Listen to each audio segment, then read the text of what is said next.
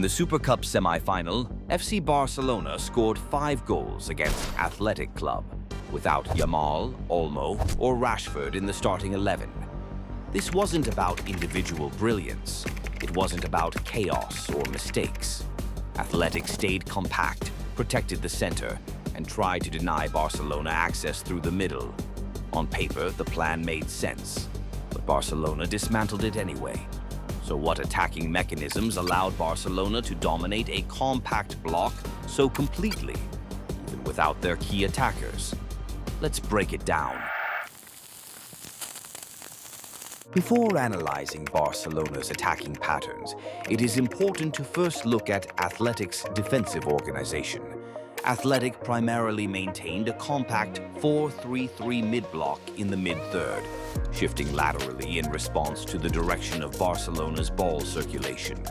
When Barcelona recycled possession with backward passes during the build-up, pressing triggers were occasionally activated, prompting Athletic to shift into a man-oriented press. However, the intensity of this press was not consistently aggressive. In certain situations, Athletic dropped slightly deeper from their man-oriented assignments, prioritizing the blocking of passing lanes rather than direct pressure on the ball. Once Barcelona progressed into Athletic's defensive third, the structure shifted into a 4-4-2 low block.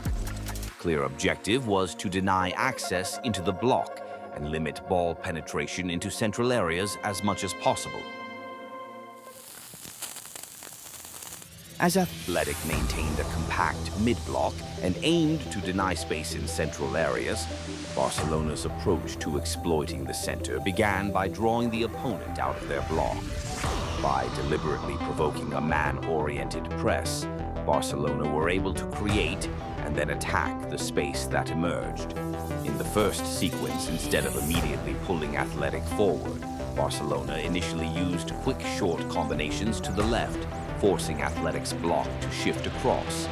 The ball was then circulated back toward the right side, gradually drawing the opponent deeper.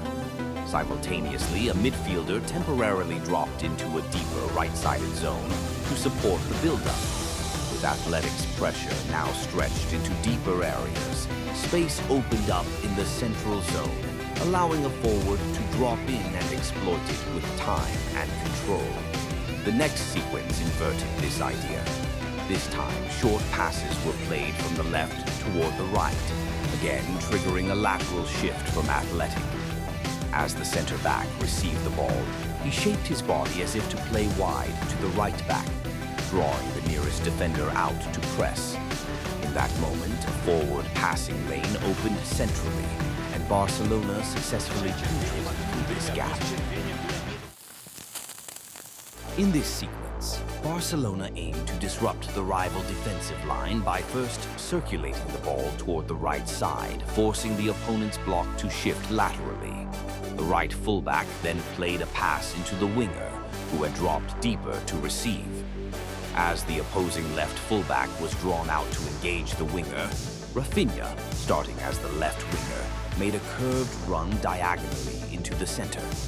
To track this movement, the opposing center-back stepped out of the defensive line, creating a horizontal gap. Barcelona successfully attacked this space, allowing the penetration to be completed. In the following sequence, the idea was developed further. After the right fullback played into the winger, he advanced more slowly. The winger then carried the ball back toward his own half, successfully drawing out both the opposing fullback and a midfielder.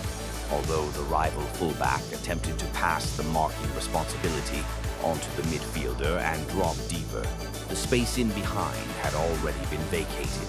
To cover this space, the opposing center-back was once again pulled out of the line. At the right moment, the winger played a backward pass into the pivot, who immediately delivered a long ball into the space in behind, exploiting the right flank.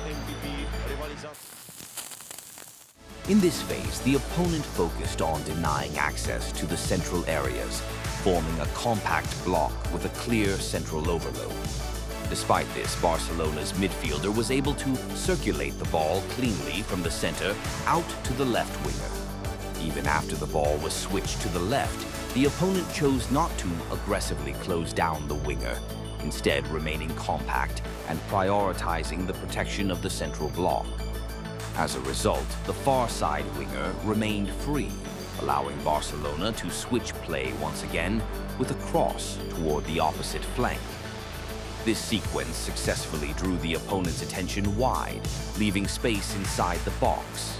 A midfielder then attacked this vacated central area, and the right winger delivered a cutback into the space, creating a shooting opportunity without difficulty.